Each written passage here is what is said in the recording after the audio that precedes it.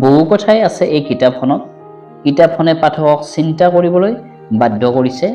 সমাজ শোষণ, দুৰ্নীতি, ৰাজনীতিৰ মেৰপেচ ইত্যাদি, যাক অকল পঢ়িলেহে বুজিব পাৰি। স্বাধীনভাৱে নিজৰ জীৱনটো জীয়াবলৈ সকলোৱে বিচাৰে। মেঘনাই ৰাহুলৰ পৰা পোৱা স্বাধীনতাখিনিক উচিত সন্মান দিব পাৰিছেনে? সমাজৰ কথা কওঁতে আমি নিজে নিজৰ ওচৰত কিমান সৎ আৰু দায়বদ্ধ হৈ থাকোঁ। অৰ্ণৱ ভাল মানুহ, মেঘনাও।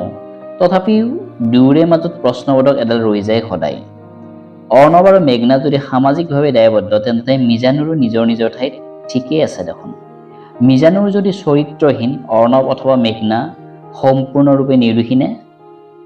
মধুশালাখন পঢ়ি উঠাৰ পাছতে বুজিছোঁ যে বুজিবলৈ বাকী আছে বহুতো। কিছুমান কাম বেয়া যেতিয়া বেয়াই, সেয়া কোনোবাই দেখুৱাই কৰক বা লুকুৱাই কৰক লাগে। কিন্তু কেতিয়াবা আমি স্বাৰ্থপৰ আৰু ভণ্ড হৈ পৰোঁ নেকি, যেতিয়া সেই কাম নিজে কৰোঁ বা আমাৰ কোনো প্ৰিয়জনে কৰে? সেই একেটা কামকে আনে কৰিলে আমি সমালোচনা কিয় কৰোঁ? নে সকলোৱে কোৱাৰ ধৰণে স্বাৰ্থপৰতাৰে ভৰি আছে পৃথিৱীখন?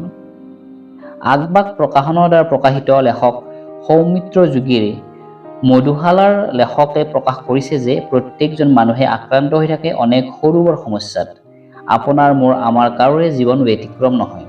আজি নাই, কাইলৈ অথবা দুদিন দেৰিকৈ সেই একেই দুখ, একেই যন্ত্ৰণা, একেই সান্তনা, হাঁহুমুনিয়া, হতাশা, নিৰাশা, বিষাদ, বৈৰাগ্য, তাৰ পিছতে ঘূৰি অহা আশা, হাঁহি, হেঁপাহ, সান্নিধ্য।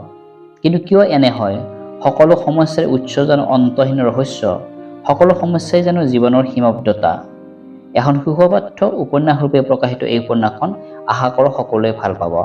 যিসকলে এতিয়াও কিতাপখন সংগ্ৰহ কৰা নাই, তেওঁলোকে ডেছক্ৰিপশ্যনত দিয়া এমাজনৰ লিংকত গৈ কিতাপখন সংগ্ৰহ কৰিব পাৰিব। ধন্যবাদ।